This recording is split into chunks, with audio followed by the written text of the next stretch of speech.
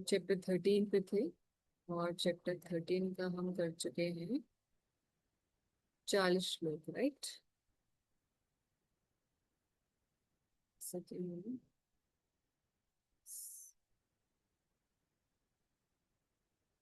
आप लोग पढ़ पा रहे हैं at your in your spare time? CC की थोड़ी रीडिंग चल रही है। जी माता जी। माता जी वैसे तो पढ़ रहा हूँ, बस लास्ट वाला नहीं पढ़ पाया था। अभी तो दो चार जो चैप्टर हैं 13 से, मतलब अब जो आदि लीला का सब रह गया है, ये मोर लाइक कथा फॉर्म में है। तो इसमें बहुत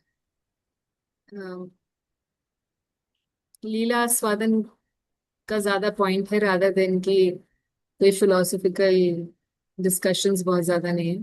तो इसलिए आई जस्ट समराइज जो जहाँ जहाँ सिद्धांत है वहाँ वहाँ थोड़ा थोड़ा डिस्क्राइब कर लेंगे। एंड देन मध्य लीला जैसे ही शुरू होएगी तो एक लेवल अप हो जाएगा। और लेवल अप का मतलब है कि अब फिर वो सारी महाप्रभु की टीचिंग्स आएंगी, सार्वभौम भट्टाचार्य जी को, रूप सनातन गोस्वामी को। और फिर महाप्रभु जहाँ टूर करेंगे तो वहां पर जहां जहाँ उपदेश देंगे, मेन जो प्रीचिंग महाप्रभु की है वो मध्य लीला से स्टार्ट हो जाएगी। और फिर हमारा एक्चुअल सब्जेक्ट मैटर जो बहुत गुड़ विषय है वो शुरू है।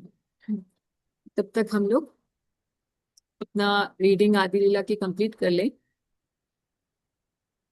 तो उससे मध्य लीला समझ में ज्यादा इजीली आ जाए। माता जी हरे कृष्णा, एक छोटा सा क्वेश्चन पूछ सकती हूँ आपसे?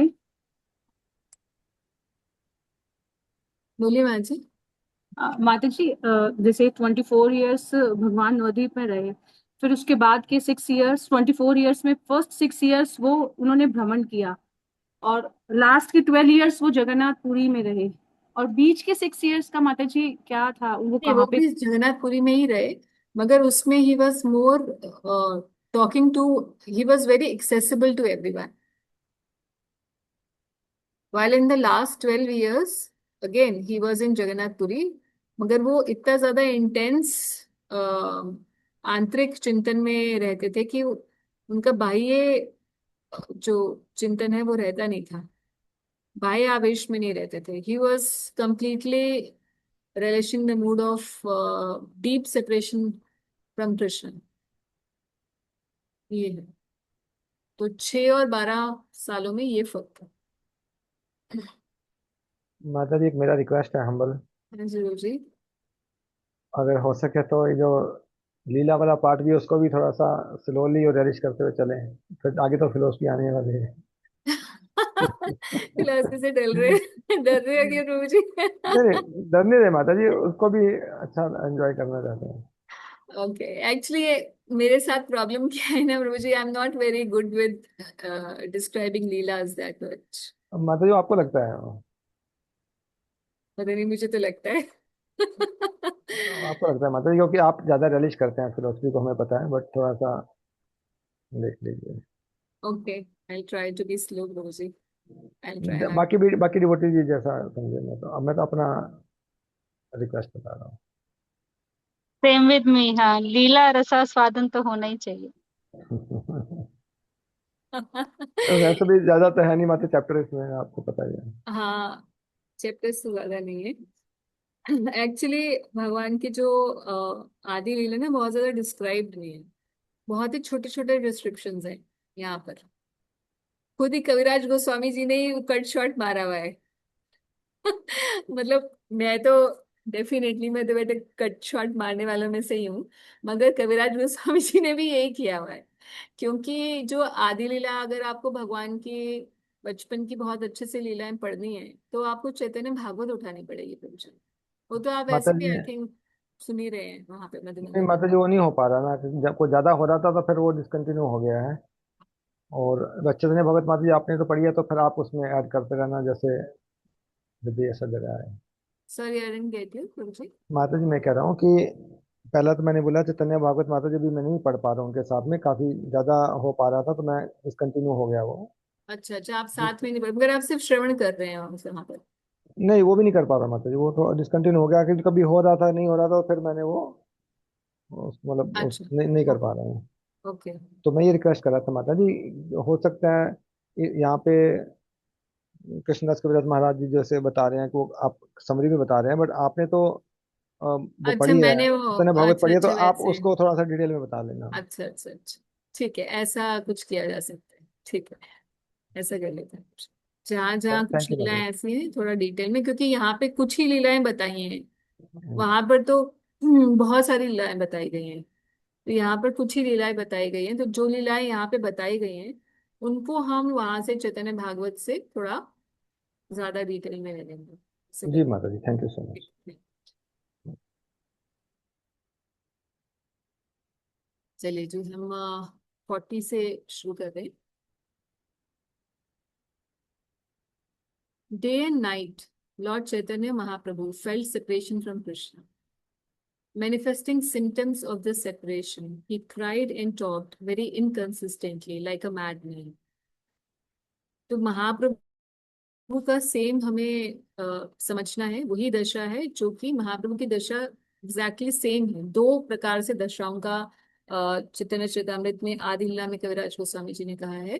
पहला तो हमें यह समझना है कि महाप्रभु की दशा वैसी है जैसी उद्धव जी जब आए संदेश लेकर, और जब वो आते हैं ब्रज में और गोपियों से मिलते हैं, और गोपियों से मिलते हैं उसमें भी स्पेसिफिकली राधा रानी के पास जब आते हैं, तो राधा रानी उस समय का जो ये लीला कहाँ हुई है पहले तो वैसे ब्रज में कौन सी जगह है जहां पर उद्धव जी आते हैं मिलने? ज्ञान गुदड़ी, है ना माता जी? ज्ञान गुदरी तो वृंदावन के अंदर है। हम्म। माता जी उद्धव कुंड पे हुआ था? नहीं, उद्धव कुंड पे तो नहीं है। उद्धव क्यारी करके एक जगह है नंदगांव के पास। दीपशिखा जहाँ जी, आपकी आपकी बात भी सही है ज्ञान गुदड़ी वाली, मगर हम्म, ज्ञान गुदड़ी, लेट मी चेक अगेन कि ज्ञान गुदड़ी का क्या वो है। बट ये जो उद्धव क्यारी करके, आप जानते हैं उद्धव क्यारी? हम्म, नहीं जानते? उद्धव क्यारी करके ये एक जगह, जैसे ही हम पहले नंदगांव नंदगांव। है ना, हाँ, तो नंदगांव जो हम पहुंचते हैं, मतलब बरसाने से हम नंदगांव जा रहे हैं, let's say there is a straight road from Govardhan hmm, which hits first Barsana and then hmm, it goes to, मतलब वही सीधी रोड जाती है गोवर्धन, वो बरसाना और नंदगांव, राइट? नंदगांव। तो नंदगांव जैसे ही हम पहुंच रहे हैं तो शुरुआत में नंदगांव के यशोदा कुंड है ना, जहाँ हाँ हम जी। डाउन हुए, उसके ऑपोजिट वाली रोड पे, on the opposite side of the highway, there is a place. उसके ऊपर कोई स्मारक नहीं बना हुआ है, कोई मंदिर भी नहीं है। ये एक खुली जगह है, हाँ जी। खुली जगह है, मगर वहां पर लिखा हुआ है उद्धव क्यारी, एक बोर्ड्स लगे हुए हैं उद्धव क्यारी के। तो ये एक, मतलब इसमें कोई एक ऐसे आप वहां पे कोई पिन पॉइंट आप नहीं कर सकते एक्सेप्ट फॉर दैट बोर्ड। तो उद्धव क्यारी में ये भ्रमर गीत जो गाया गया है, हम्म, तो भ्रमर गीत वाली लीला जिसमें राधा रानी इनकंसिस्टेंटली इनकंसिस्टेंटली बात करी, मतलब उद्धव जी संदेश लेकर आते हैं और श्री कृष्ण का संदेश देते हैं, मगर राधा रानी किससे बात कर रही है? उद्धव से नहीं बात कर रही, वो भ्रमर से बात कर रही है ना। तो भ्रमर से कब का जो पूरा गीत है, भ्रमर गीत में जो राधा रानी की दशा है उसको हम जब समझ सकते हैं, वो कैसे समझ सकते हैं? महाप्रभु की जब अंत्य लीला समझेंगे, वो जो लास्ट के 12 साल है। तो इसीलिए कहा गया है कि राधा रानी को गौड़ीय वैष्णव कैसे समझते हैं? हम डायरेक्टली राधा कृष्ण की प्रेम को समझ नहीं पाते हैं, क्योंकि हमें हमारी अपनी भौतिक चेतना की वजह से हमें एक लड़का और लड़की, वो हीरो हीरोइन वाली जो है, हमने इतना, हम अभी मटेरियल कॉन्शियसनेस में होते हैं कि हम उससे आगे हम सोच नहीं पाते हैं। प्रेम की क्या दशा है, तो हम स्त्री पुरुष वाले प्रेम में ही आ जाते हैं। मगर जब महाप्रभु के द्वारा हम राधा रानी को समझते हैं, तो बिल्कुल वैसा ही है जैसे कि श्रीमती राधा रानी का हृदय अब हम समझ रहे हैं, मगर एक साधक फॉर्म में, सिद्ध रूप में नहीं, श्रीमती राधा रानी के रूप में नहीं, मगर महाप्रभु के रूप में। And exactly same. So why go through Chaitanya Mahaprabhu? कई बार क्वेश्चन ये भी पूछ सकते हैं कि भाई अगर हमें कुछ भी समझना है तो हम अब महाप्रभु को बीच में एक अलग से, हमने जैसे जाना है मुझे यहाँ से वृंदावन, मगर मैं बोलूं कि नहीं, पहले मैं जाऊंगी यहाँ से जयपुर और फिर जयपुर से वृंदावन जाऊंगी, तो लॉजिकल नहीं होगा। हम कुछ कुछ ऐसा ही कर रहे हैं। जाना तो मुझे है राधा कृष्ण के पास और उनको समझना है, मगर मैं पहले महाप्रभु को समझ रही हूँ और फिर उनके माध्यम से राधा कृष्ण को समझ रही हूँ। तो कोई क्वेश्चन पूछ सकता है कि ये बीच में जब हमारे आराध्य श्री कृष्ण और राधा रानी ही हैं, तो मैं बीच में कि डिटूर करके महाप्रभु के पास कहाँ चली गई? क्या ये हमने एक एक्स्ट्रा स्टेप नहीं अपने अंदर डाल लिया है अपनी आराधना के अंदर? बहुत से ऐसे संप्रदाय हैं ही हैं जो डायरेक्टली राधा कृष्ण की कर रहे हैं, तो क्या वो नहीं समझ पाते होंगे? तो डेफिनेटली समझ तो पाते हुए होंगे, मगर उनका रस वो नहीं है जो हम, जिस रस को हम समझना चाहते हैं वो रस उनका नहीं। हम जिस विप्रलम्ब रस को समझना चाहते हैं, उसके लिए भगवान ने ये आदर्श स्थापित किया चैतन्य महाप्रभु के थ्रू। पहली बात तो ये है कि महाप्रभु के थ्रू हम राधा रानी को साधक स्वरूप में समझ पाते हैं। जैसे मैं रूप मंजरी को नहीं समझ सकती, मगर रूप गोस्वामी की जो एक्टिविटीज हैं, उनके चरित्र को पढ़ के मैं ये अंदाजा लगा सकती हूँ कि रूप मंजरी क्या होंगी, कैसी होंगी, कैसी उनकी चेतना होगी, राधा रानी के प्रति कैसा समर्पण होगा। वो मैं रूप गोस्वामी को देखकर, उनके साधक स्वरूप को देखकर मैं समझ पाऊंगी, और वो मेरे लिए एक आदर्श भी होगा।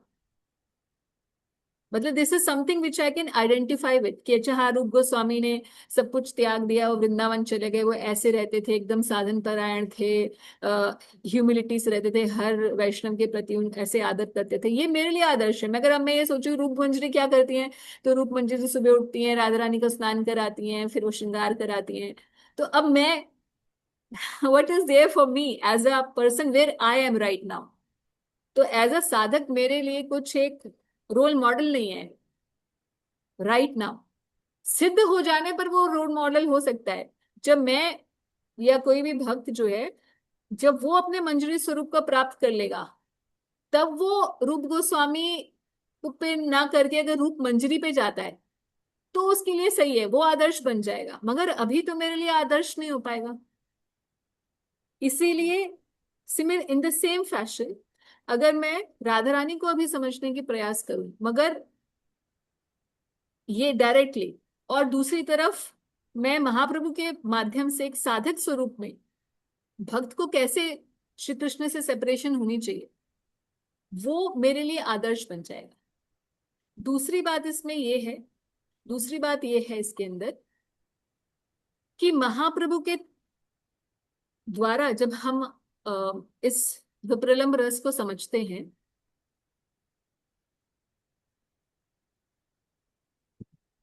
और हम किसी और के माध्यम से समझते हैं, उसमें फर्क है। क्योंकि जो आस्वादन महाप्रभु ने किया है, उस आस्वादन को, उनके चबाए हुए चीज को जब हम प्रसाद रूप में ग्रहण करके चबाएंगे, मेनली कहने का मतलब है उन्होंने जो आदर्श स्थापित किया, उसके थ्रू जब मैं जाऊंगी तो मेरे लिए वो चीज और आस्वादनीय हो जाए। क्योंकि भगवान सबसे ज्यादा, अगर मैं, मेरी कोई रियलाइजेशन है, इंद्रजीत प्रभु जी की कोई रियलाइजेशन है, सुधा माता जी की कोई रियलाइजेशन है, हम हो सकता है एक एक भक्त की अलग अलग रियलाइजेशन हो सकती है, मगर जब किसी चीज को भगवान रियलाइज करेंगे तो उनकी रियलाइजेशन सर्वोपरि होगी। ऐसे ही महाप्रभु ने जब विप्रलम्ब रस का आस्वादन किया तो उनकी रियलाइजेशन सर्वोपरि है, दैट इज द बेस्ट। और उस बेस्ट को मैं फॉलो करूंगी तो मेरे लिए और ज्यादा आस्वादनीय हो जाएगा वही चीज। इसीलिए हम डिटूर करते हैं, महाप्रभु को पहले समझते हैं और महाप्रभु के थ्रू हम राधा श्याम को समझते हैं। और दूसरी बात, तीसरी बात यह है कि राधा कृष्ण के साथ हमारा जो संबंध है, श्री कृष्ण के साथ हम 5 रूपों में हम संबंध स्थापित करते हैं, दास्य, साख्य, वात्सल्य इत्यादि। मगर श्रीमती राधा रानी के साथ जो संबंध स्थापित होता है वो दास्य का ही होता है। स्पेशली हमारे गौड़ीय वैष्णव संप्रदाय में राधा रानी के साथ सखी भाव नहीं, दासी भाव है। और same as it is ditto हमारा महाप्रभु के साथ। तो महाप्रभु के द्वारा हम राधा दास्यम सीखते हैं by understanding the service of Shri Chaitanya Mahaprabhu. अब कोई बोले कि मगर मैं सीधा राधा रानी की दासी भाव क्यों नहीं अंगीकार कर सकती हूँ? क्योंकि राधा रानी का दासी भाव अंगीकार, ये दोनों पैरेलल चलते हैं। ऐसा नहीं है कि ये अलग मतलब राधा दास्यम अलग है और महाप्रभु का दास भाव ये अलग है, ये दोनों पैरेलल चल रहे हैं। मगर right now I can not imagine what service I will do to Radha Rani. Maybe हाँ, मैं उनका श्रृंगार कर सकती हूँ, अगर मेरे पास घर में राधा रानी विग्रह स्वरूप में है, भोग लगा सकती हूँ, ये सब सेवा हो सकती है। मगर महाप्रभु के थ्रू हम एक्चुअल जो एक्सटर्नल प्रीचिंग मूवमेंट है उसको भी हम टैप इन कर पाते हैं, वो सेवा भी हम कर पाते हैं, जो कि राधा रानी को प्रिय बहुत। तो इसलिए कई लेवल्स पर, ये रियलाइजेशन के लेवल पे, प्रैक्टिकल अप्रोच के लेवल पे, साधना के लेवल पे महाप्रभु के थ्रू जाना मेक्स मोर सेंस। अब महाप्रभु का पूरा जो आंतरिक भाव है वो कैसा है? जैसे श्रीमती राधा रानी का उद्धव जी से मिलने पर, आपको याद है आदि लीला में कविराज गोस्वामी जी ने 2 बातें बताई थी। एक तो यही कि राधा रानी का भाव वो है जो उद्धव जी आए तब वो जैसे एकदम प्रजल्प, स्पिरिचुअल इसको कहते हैं, स्पिरिचुअल प्रजल्प मतलब, प्रजल्प मतलब useless talk, but it was a spiritually motivated talk, मतलब talking like a mad person. और दूसरा राधा रानी का वो वाला भाव जब वो श्री कृष्ण से मिलती हैं, मगर कहाँ? द्वारकाधीश से मिलती है, कुरुक्षेत्र में। तो वहां पर भी एक ही कार होते हुए भी सेपरेशन है, तो वो सेपरेशन का भाव जो है, तो ये 2 जो सेपरेशन के भाव हैं, ये भाव लेके महाप्रभु जगन्नाथपुरी में रहे। So as Srimati Radharani talked inconsistently when she met Uddhav, so also Mahaprabhu relished both day and night such ecstatic talks in the mood of Srimati Radharani. प्रभु जी, आपका क्वेश्चन है कोई? माता जी, अभी आप कह रहे थे ना गौड़ीय वैष्णव जो हैं वो तो राधा रानी को दास्य भाव में ही पूजते हैं, बट दूसरे संप्रदाय हैं उनके साथ दूसरा भी रिलेशनशिप बनाते हैं वो, ऐसा है माता? Like what? तो दूसरे संप्रदाय में भी क्या राधा रानी को, श्रीमती राधा रानी को किसी दूसरे रस में भी पूजते हैं? हाँ, कुछ निम्बार्क में, कुछ निम्बार्कियों में एक अलग अलग ऑफशूट्स हैं। तो एक उनकी ऑफशूट है जिसमें सखी भाव में राधा रानी की सखी के रूप में उनको किया जाता है। ये बात है। ऑल्दो उनके यहाँ पे अलग अलग ऑफशूट्स हैं, कईयों में सखी भाव है और कईयों में दासी भाव है। माता जी, एक चीज पूछी थी, तो फिर दास्य भाव में अगर सखी भाव नहीं है तो फिर कौन सा भाव, मतलब वो फिर Sorry? कौन सा?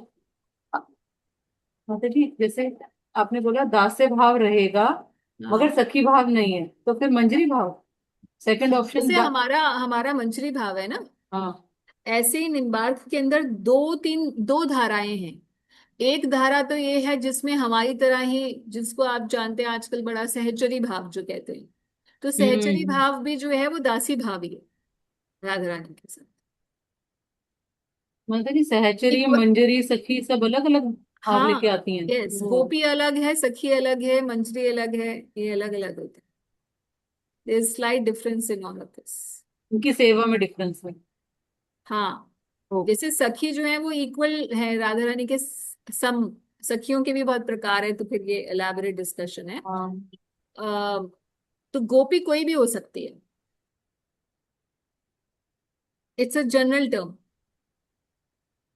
इसका मतलब जो चैतन्य महाप्रभु है वो मंजरी भाव लेकर आए थे जो हम उनसे सीख रहे हैं।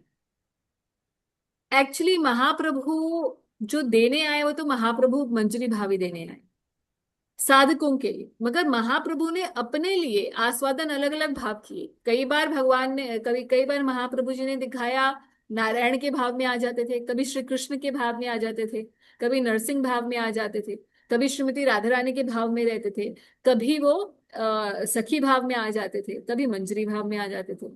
तो he depending on what he is hearing, क्या उनका मूड है उसके हिसाब से। बट साधकों के लिए क्योंकि उन्होंने ये भाव दिया, दास साधक के लिए जो है मंजरी भाव को ही उन्होंने वो किया, मगर महाप्रभु अलग अलग भाव आस्वादन किए। महाप्रभु ने अपने आप को मंजरी मान के नहीं आस्वादन किया, महाप्रभु जी ने तो अपने आप को श्रीमती राधा रानी के साथ तादात्म्य किया। श्री कृष्ण ने अपने अपने तादात्म्य, यानी कि he is mirroring the emotions of Radha Rani. माता जी फिर हम चैतन्य महाप्रभु से क्या सीख रहे हैं एग्जैक्टली कि हमें कैसे भगवान की सर्विस करनी है, कैसे अपने आप को डिसिप्लिन में रखना है ये। हाँ, एक बात तो ये भी है, जैसे आप बोल रहे हो कि एक साधक को कैसा होना चाहिए। हाँ। ठीक है, एक साधक को कैसा होना चाहिए, कि कितना स्ट्रिक्ट रहना चाहिए, क्या क्या सुनना चाहिए, क्या नहीं सुनना चाहिए, कैसे आचरण करना चाहिए, ये तो महाप्रभु के जो बाह्य आचरणों से उनसे हम सीखते हैं। ठीक। फिर हम महाप्रभु से के जो परिकर हैं, रूप गोस्वामी है, जैसे लेट्स से एक एग्जांपल लेते हैं, रूप गोस्वामी।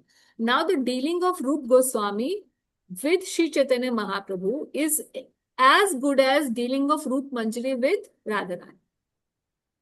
तो उनके परिकर से हम ये सीख रहे हैं कि कैसे वो महाप्रभु की सेवा कर रहे हैं is equal to how they are actually serving Shrimati Radha Rani. उनकी जो अनन्यता महाप्रभु के पर है, वैसी ही अनन्यता उनकी श्रीमती राधा रानी पर है अपने सिद्ध स्वरूप। तो यहां हम साधक स्वरूप में सीख रहे हैं। At the same time we have to also remember कि श्री चैतन्य महाप्रभु कोई एक थर्ड पर्सन नहीं है, कि राधा कृष्ण अलग है और महाप्रभु अलग है। जब हम ये बोलते हैं कि हमारी अनन्यता राधा श्याम में है, तो दैट इज इक्वल टू महाप्रभु। वो ऐसा नहीं है कि हम महाप्रभु की अगर कोई सेवा कर रहा है तो उसकी अनन्यता अब महाप्रभु में ही है, वो राधा श्याम में नहीं है, ऐसा नहीं है। वो माता जी अपने पहले भी क्लास में बताया था कि वो ऑटोमेटिकली महाप्रभु आपको प्रदान कर देंगे। Yes. So by serving Mahaprabhu, we get his darshan as Radhashyam. Thank ठीक है। अच्छा, अब इस मूड को, ये जो मूड है राधा रानी का इंटेंस मूड जो है, इस मूड को रेलिश कैसे करते थे? By reading the books of Vidyapati, Jayadev and Chandidas, relishing their songs with his confidential associates like Ramanand Rai and Swarup Damodar Goswami.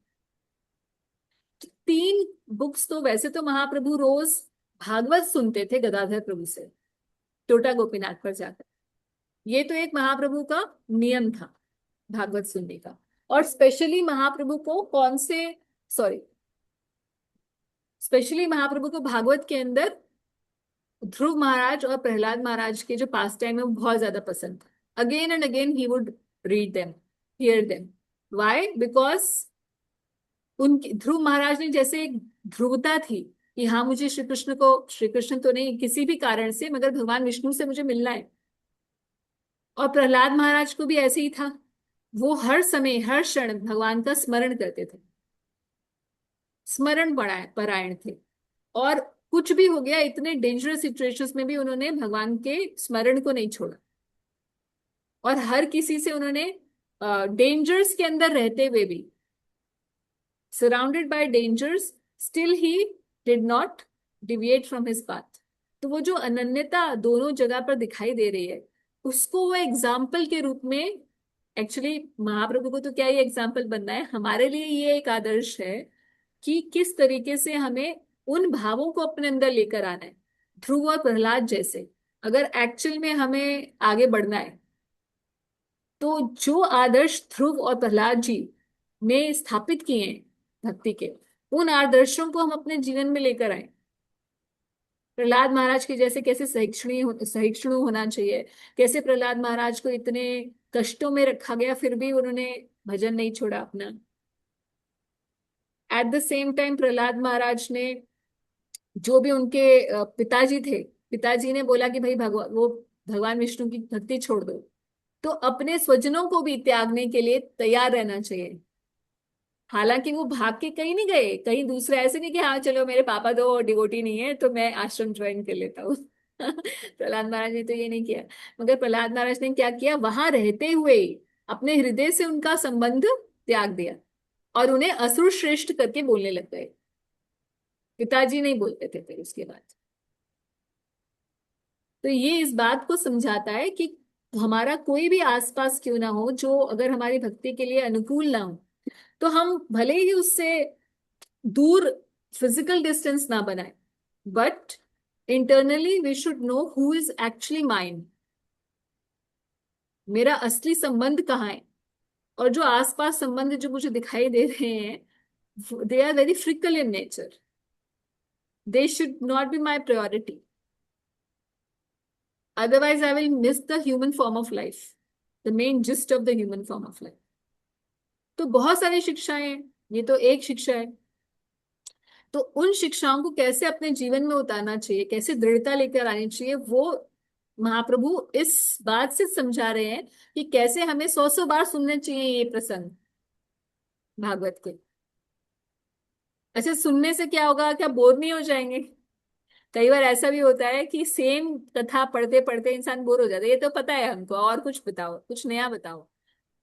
तो ये भी एक हमारी टू सम एक्सटेंट बीमारी है कि हमें कुछ नया नया सुनने का होता है, क्योंकि हमें लगता है कि हमने बहुत सुनी है, ये तो मैंने सुन लिया, ये तो मैंने सुन लिया। कोई नई, एज इफ जैसे एक छोटा बच्चा होता है ना, उसको सेम स्टोरी रोज सुना होगा तो वो सुनेगा नहीं ना, बोर हो जाएगा। वो बोलेगा मुझे कुछ इंटरेस्टिंग, कुछ नई स्टोरी सुनाओ। तो हम भी उसी तरीके से इसको एक स्टोरी की तरीके से ले लेते हैं। Every time here and a new dimension will open, a new teaching will actually open in the heart।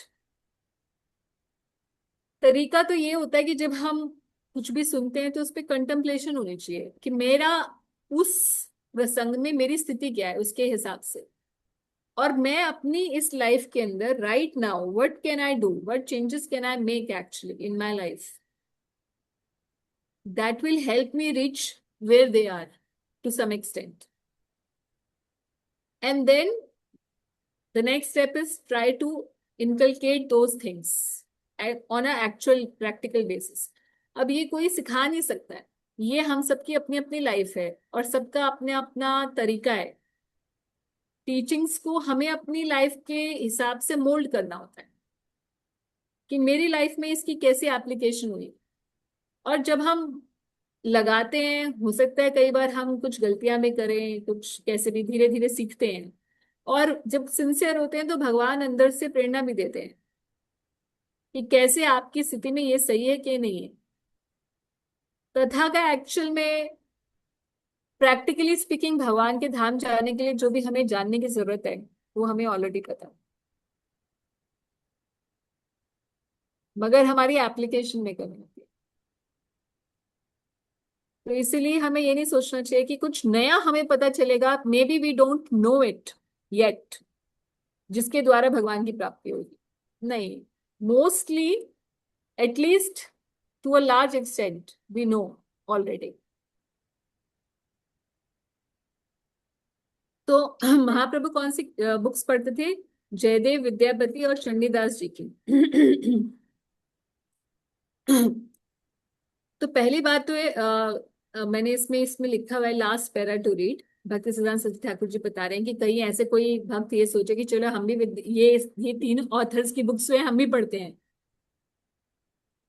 तो भक्ति सिद्धांत सरस्वती ठाकुर जी कहते हैं कि ये बच्चों का खेल नहीं है, ये सबके लिए नहीं है। ये किसके लिए? 41।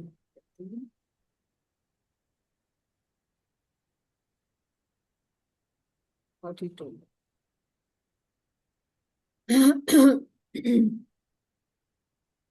Srila Bhaktisiddhanta Saraswati Thakur in this connection comments in this connection that such feelings of separation as Lord Mahaprabhu enjoyed from the books of Vidyapati, Chandidas and Jayadev are especially reserved for persons like Sri Ramanand Rai and Swarup Damodar, who were Paramhans, men of topmost perfection, because of their advanced spiritual consciousness. Such topics are not to be discussed by ordinary persons imitating the activities of Mahaprabhu.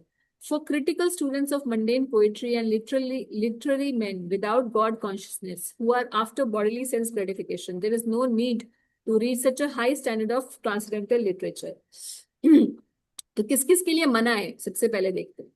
पहली बात तो उन्होंने बताया किसके लिए है, परमहंसों के level के भक्तों के लिए. दूसरी बात उन्होंने बताया किस किस के लिए नहीं है. पहला किसके लिए नहीं है, जो ऑर्डिनरी लोग हैं और जो महाप्रभु की एक्टिविटीज को इमिटेट कर रहे हैं. इमिटेट का क्या मतलब है, ये कोई भी भक्त हो सकता है कि हाँ ठीक है, जैसे महाप्रभु ने, एक तो ये अपा संप्रदाय वाले, majorly he is hinting to the अपा संप्रदाय, जो महाप्रभु की एक्टिविटीज को इमिटेट कर रहे हैं, उस लेवल पे नहीं है. फिर उसके बाद ऑफ कोर्स जो लोग सेंस ग्रेटिफिकेशन में हैं, उन लोगों को नहीं करना है. Songs of Chandidas, Vidyapati and Jayadev describes the transcendental activities of the Supreme Lord. Mundane viewers of these songs simply help people in general become debauchees, and this leads only to social scandal and atheism in the world. One should not misunderstand the pastimes of Radha Krishna to be activities of mundane young boy and girl. The mundane sexual activities of young boys and girls are most abominable. Therefore, those who are on bodily consciousness and who desire sense gratification are forbidden to indulge in discussion of transcendental pastimes of Radha Shyam. तो जिसकी अभी भी चेतना कहाँ है, भोगों में लगी हुई है, ऐसे व्यक्ति को नहीं पढ़ना चाहिए. अब ये भक्त भी हो सकता है, अभक्तों को तो पहले ही आउट कर दिया इस चीज से.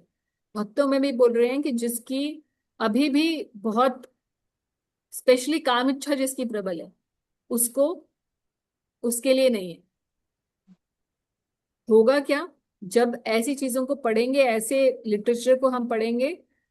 And this is not just restricted to these three authors, Jayadev Goswami ji और चंडीदास विद्यापति जी की इसी पर ही नहीं केवल है. कोई भी हम अपने आचार्यों का भी कोई भी ग्रंथ ऐसा पढ़ते हैं, और let me tell you, I think Madhya Lila में 2nd चैप्टर में आएगा, सम वेरी कुछ तैयारों में आएगा.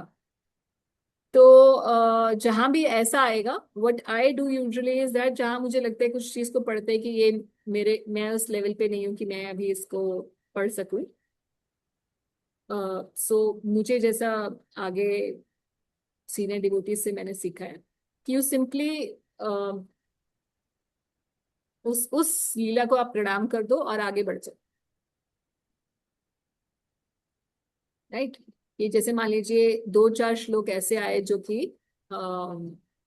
मुझे लगता है आई am not at that level, so after I will just fold my hands, उन श्लोकों को छोड़ के मैं आगे का शुरू कर दूंगी. तो इस तरीके से हमें करना होगा, क्योंकि चैतन्य चरितामृत में भी आएंगे बहुत सारी चीजें.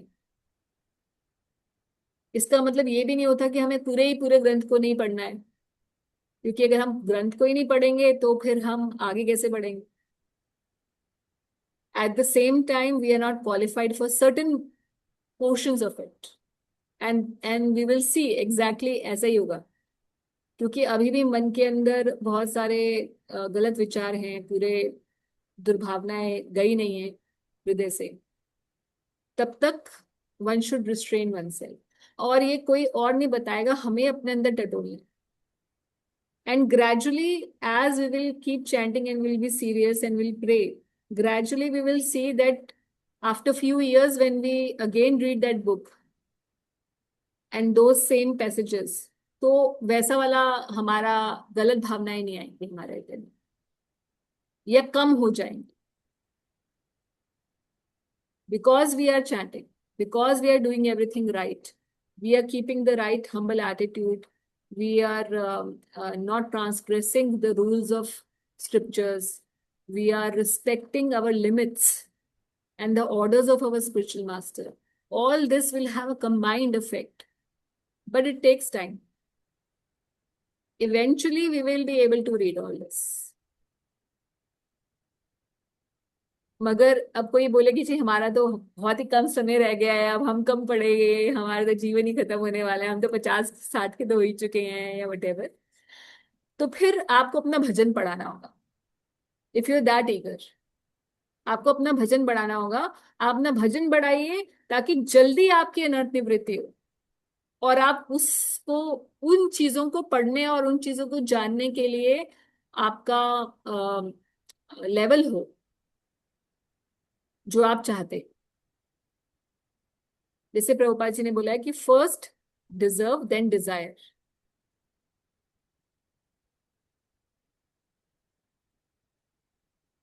नेक्टर ऑफ इंस्ट्रक्शन में प्रभुपाद जी ने जहाँ भी रागानुगा भक्ति के बारे में बात की है, 1970s में प्रभुपाद जी लेकर आए थे अपने भक्तों को.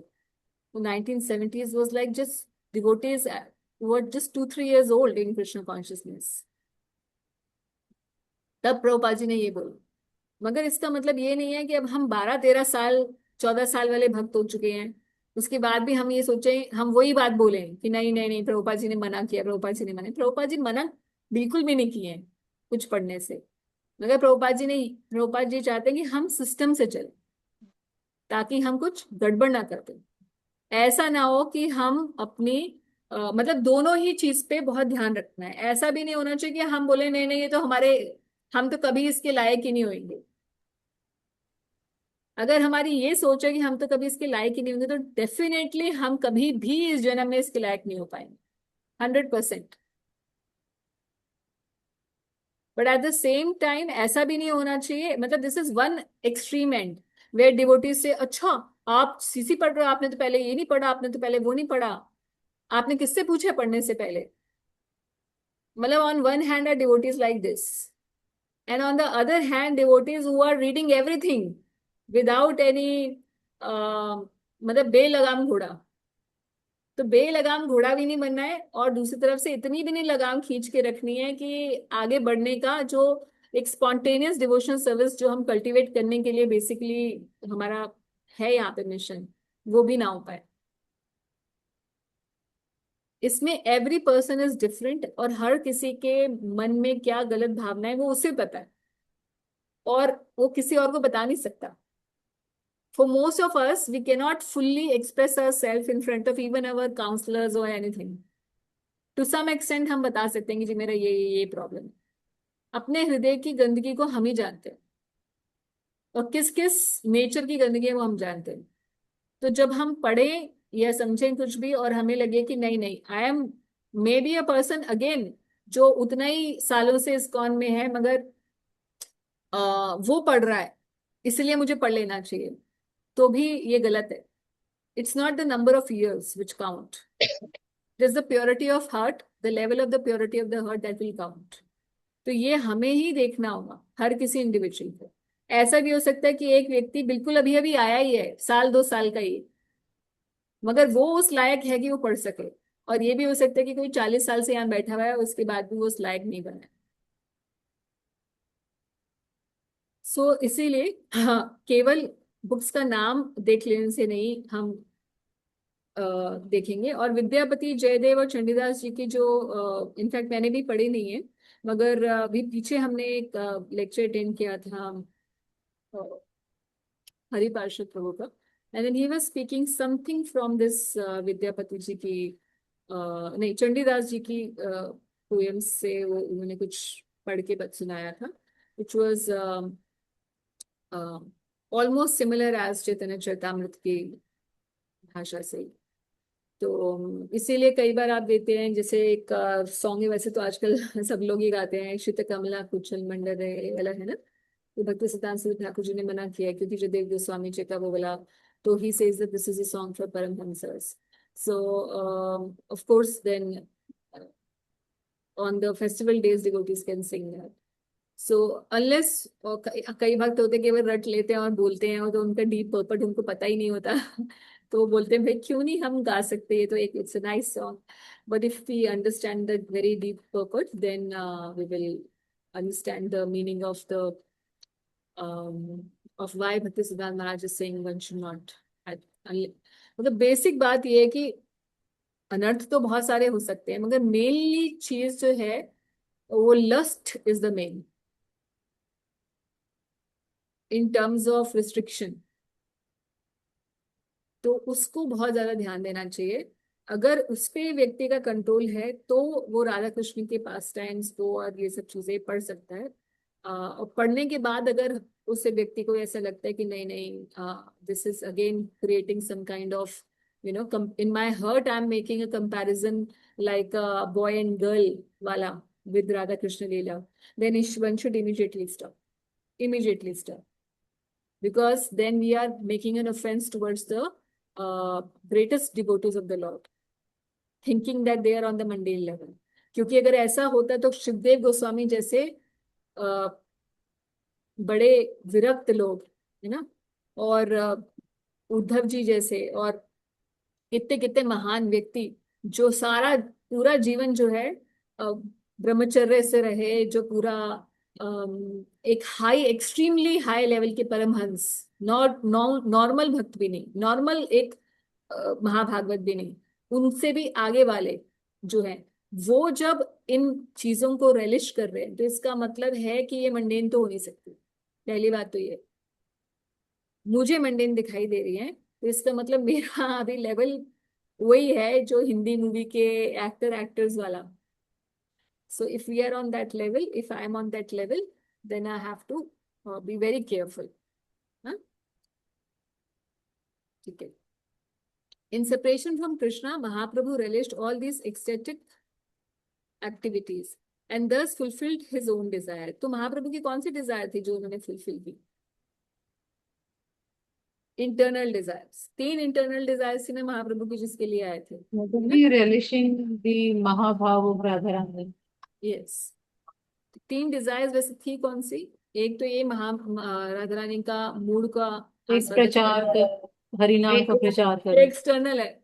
एक्सटर्नल में भी 3 थी, इंटरनल में भी 3 थी, सब डिविजन्स भी थे, है ना। तो राधा रानी की मई how do they feel for each other?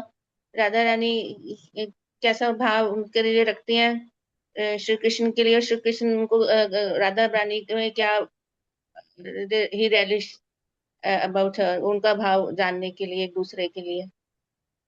It was also one of the things, not what Krishna feels for Radharani, but only what Radharani feels for Krishna। Radha Rani feels for।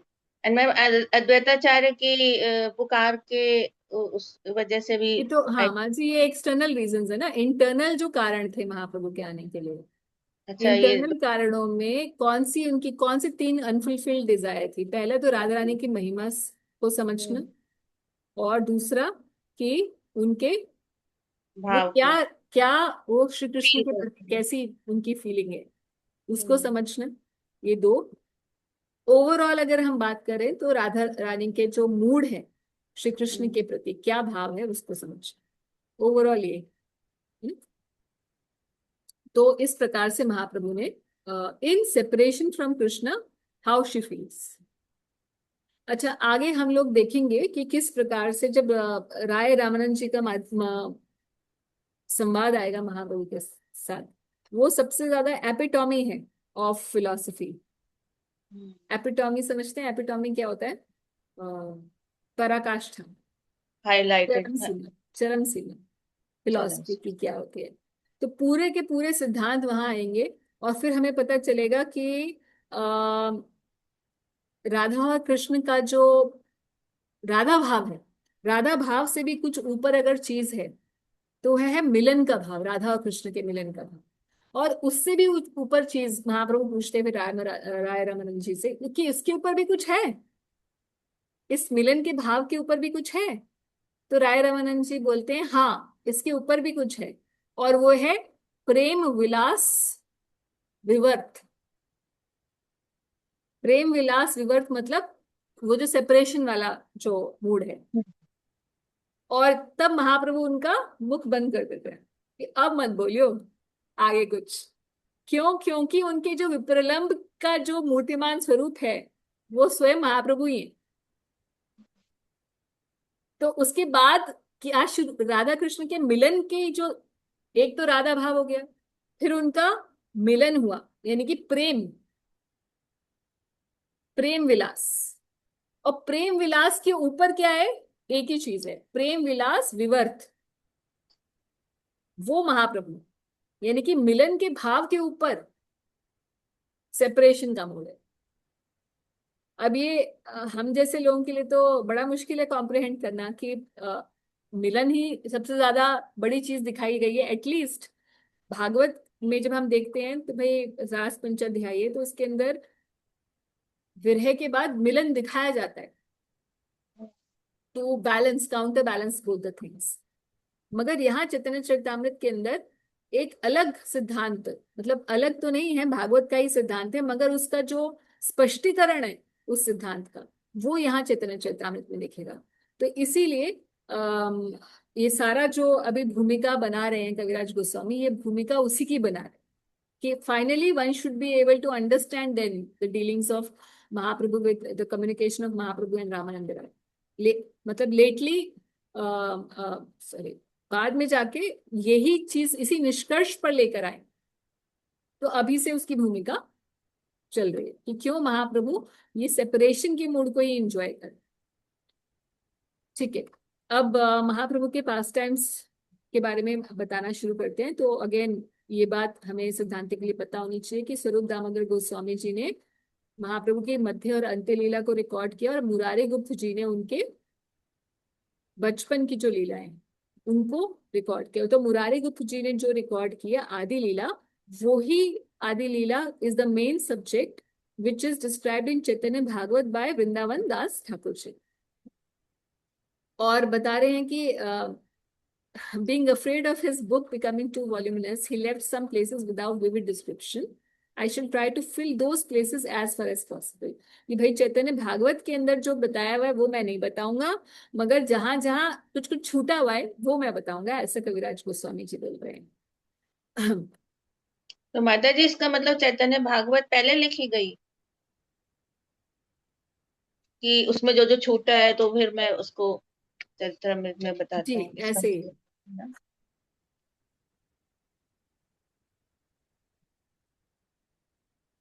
ठीक, तो कविराज गोस्वामी अब बताना शुरू करते हैं। तो अब सबसे पहले तो बताते हैं कि महाप्रभु का प्राकट्य के लिए बताते हैं। तो अब बता रहे हैं कि जैसे Mahaprabhu, lord Shri Krishna before appearing as Mahaprabhu requested these devotees to precede him. जैसे श्री कृष्ण की लीला से पहले श्री कृष्ण के परिकर आ जाते हैं, उसी प्रकार से महाप्रभु की लीला से पहले उनका परिकर आ गया, तो पृष्ठभूमि तैयार करने के लिए। तो सची देवी, जगन्नाथ मिश्र, माधवेंद्र पुरी जी, केशव भारती, ईश्वर पुरी, अद्वैत आचार्य, श्रीवास ठाकुर, ये सब पहले ही परिकर आ गया, प्रकट हो गया, और उसके बाद महाप्रभु का प्राकट्य हुआ। अब महाप्रभु के जो दादाजी थे वो उपेंद्र मिश्र जी थे, जो श्रीहट्ट के निवासी थे, और उनके पुत्र थे 7, जिनमें से जगन्नाथ मिश्र जो हैं वो एक पुत्र थे, 5वें पुत्र थे। और जगन्नाथ मिश्र जी का आप जानते हैं श्रीमती सची माता जी के साथ विवाह हुआ। सची माता जी के पिताजी थे नीलांबर चक्रवर्ती जी। तो इन दोनों का विवाह हुआ, और फिर जब महाप्रभु के प्रकट होने से पहले हम जानते हैं कि सबसे पहले 8 पुत्रियां हुई, 8 पुत्रियां गर्भ में ही चली गई। उसके बाद फिर महाप्रभु के आने से पहले बता रहे हैं कि कौन प्रकट हुए, विश्वरूप प्रकट हुए। अच्छा, उससे पहले क्योंकि मैं यहाँ पे समराइज कर रही हूँ, तो anyways we will see that later. इसको समराइज ही करते हैं। जगन्नाथ मिश्र जी के एक पुत्र हुए विश्वरूप, जिनका नाम हुआ, और बता रहे हैं Kaviraj Goswami that he was an incarnation of Baladev, यानी कि बलराम जी के ही इनकारनेशन विश्वरूप है। अच्छा, अब ये ध्यान देना है कि कैसे बलराम जी के ही इनकारनेशन है, हम इसको कैसे समझे। तो विश्वरूप जब प्रकट हुए तो विश्वरूप अद्वैत आचार्य जी के शिष्य के रूप में रहे। बाद में उन्होंने संन्यास ले लिया, संन्यास लेके वो चले गए, और जब वो संन्यास लेके चले गए तो उसके बाद बता रहे हैं 74 में हम पढ़ते हैं, प्रभुपाद जी बता रहे हैं यहाँ पे कि वापस वो कभी किसी को मिले नहीं। अगर ऐसा बताया जाता है कि वो नित्यानंद प्रभु के अंदर ही समावेश उनका हो गया। इसको हम पढ़ते हैं। Vishrup was the elder brother of Gaurhari, Lord Sri Chaitanya Mahaprabhu. When arrangements were made for the marriage of Vishwarup, he took sannyas and left home. He took the sannyas name of Shankar Aranya. In 1431, that is AD 1509, he disappeared in Pandharpur. तो पंडरपुर चले गए थे, इसीलिए उसी पंडरपुर का south में है ना, साउथ महाराष्ट्र में पंडरपुर ना। तो इन्हीं को ढूंढने के बहाने से महाप्रभु साउथ इंडिया में टूर करने गए थे। In the district of Sholapur. As an incarnation of Sankarshan, he is both an ingredient and immediate cause of creation, and he is non-different from Mahaprabhu, for Amsh and Amshi are not different. As an incarnation of Sankarshan, Vishnu belonged to the quadruple manifestation of Chaturved. तो संकर्षण ही ये विश्वरूप है। हम जानते हैं quadruple में कौन कौन है, चतुर्वेद में कौन होते हैं, Sankarshan, Pradyumna, Anirudh, Vasudev. In the Gaur Chandroday, it is said that Vishwarup, after his so-called demise, अप्रकट हो गए थे एक young age में, he remained mixed within Shri Nityanand। तो ये समझना है कि जो विश्वरूप जी जो हैं, जब नित्यानंद प्रभु भी हम जानते हैं कि बचपन से वो टूर संन्यास लेके एक सन्यासी के साथ घूमने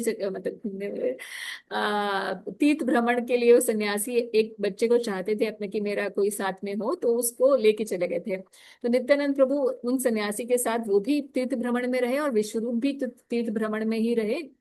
और इस प्रकार से ये पता नहीं चल पाया कि विश्वरूप कब और कैसे अप्रकट हुए, मगर on the authority of these devotees and scriptures, we understand that Vishwarup was later merged into the identity of Nityananda। तो ये तो बात हुई कि विश्वरूप जी का क्या हुआ, मगर उसके बाद फिर ये बात हुई कब? ये बात बहुत बाद में हुई, जब निमाई छोटे थे। ऐसा नहीं है कि विश्वरूप चले गए और उसके बाद निमाई। तो निमाई भी उनके दूसरे पुत्र हुए, निमाई यानी कि सबसे छोटे बच्चे। जगन्नाथ मिश्र जी ने सच्ची माता जी को एक दिन बोला कि मुझे एक स्वप्न आया और स्वप्न में मैंने देखा कि भगवान का जो धाम है, चिंतामणि धाम है, वो मेरे हृदय में प्रकट हुआ और मेरे हृदय से आपके हृदय में वो चला गया। I therefore understand that a great personality will soon take birth। तो भगवान का जो प्राकट्य है वो, जैसे भगवत गीता में भगवान कहते हैं कि जन्म कर्म चमे दिव्यम, तो बिल्कुल ऐसा ही हम देखें तो भागवत के अंदर भी है कि पहले प्रकाश जो है श्री कृष्ण का प्रकाश वासुदेव जी के हृदय में हुआ और वहां से देवकी जी के हृदय में हुआ। तो बिल्कुल उसी तरीके से हम देखेंगे इनका जो प्राकट्य है, बिल्कुल वैसा ही है जैसा श्री कृष्ण का प्राकट्य। फिर 13 महीने तक जब गर्भ रहा और उसके बाद भी गर्भ नहीं, बालक बाहर नहीं आ रहा था, तब नीलांबर चक्रवर्ती, जो कि ग्रैंडफादर ऑफ श्री चैतन्य महाप्रभु, मतलब नाना जी, दादाजी, तो कि हमें दादाजी का नाम अभी हमने पढ़ा उपेंद्र मिश्र, और नाना जी जो है महाप्रभु के वो है नीलांबर चक्रवर्ती। आप नीलांबर चक्रवर्ती जी का घर इसमें जाते हैं ना हम, वहाँ मायापुर परिक्रमा में नीलांबर चक्रवर्ती जी का घर भी आता है। एक मठ है जहाँ पर नीलांबर चक्रवर्ती जी रहते थे, अब मठ बन चुका है, तो परिक्रमा में आता है ये। He was a great astrologer and then he did astrological calculation and he said कि एक महीने में जो है auspicious समय जब आएगा, शुभ समय पर ये बालक का जन्म है। तो बालक का जन्म हुआ 1486 AD में, 1486। और क्योंकि वे बड़े पारंगत थे ज्योतिष में, तो उन्होंने कुंडली बनाई महाप्रभु की, और महाप्रभु की जो कुंडली है उसमें असेंडेंट है लियो असेंडेंट। कुछ कुछ सिमिलैरिटी है श्री कृष्ण और महाप्रभु की कुंडली में। पहली बात, चंद्र जो है वो लग्न में ही बैठा हुआ है। श्री कृष्ण की भी जो कुंडली है और श्री महाप्रभु की भी जो कुंडली है, जो चंद्रमा है कुंडली में, बहुत जो 9 ग्रह होते हैं, 7 ग्रह और 2 छाया ग्रह कुंडली में, तो जो पहला असेंड फर्स्ट हाउस है उसी में चंद्रमा बैठा है दोनों के। तो महाप्रभु जी की बहुत इंटरेस्टिंग कुंडली है। और यहाँ उसका डिस्क्रिप्शन है कि कैसे है। द मून वॉज इन लियो। पहली बात तो महाप्रभु का लग्न कौन सा है? सिंह लग्न था, सिंह लग्न में आए थे। और Leo was ascendant, and several planets were strongly positioned, and the Shadvarg and Ashtak Varg showed all auspicious influences. तो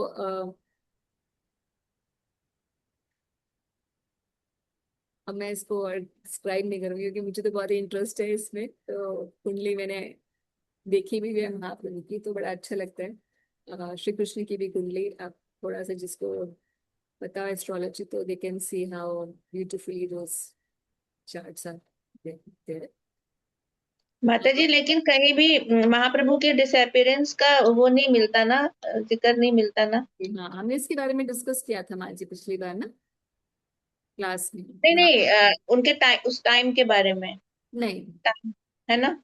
जी, लेकिन एक थोड़ा सा एजम्पशन है कि वो जैसे यहाँ पर राधा रमन जी प्रकट हुए थे, सॉरी, नरसिंह चतुर्दशी के आसपास का समय, बिकॉज उन्होंने कहा था कि मैं वृंदावन आ रहा हूँ, और राधा रमन प्रकट हो गए थे with in couple of days.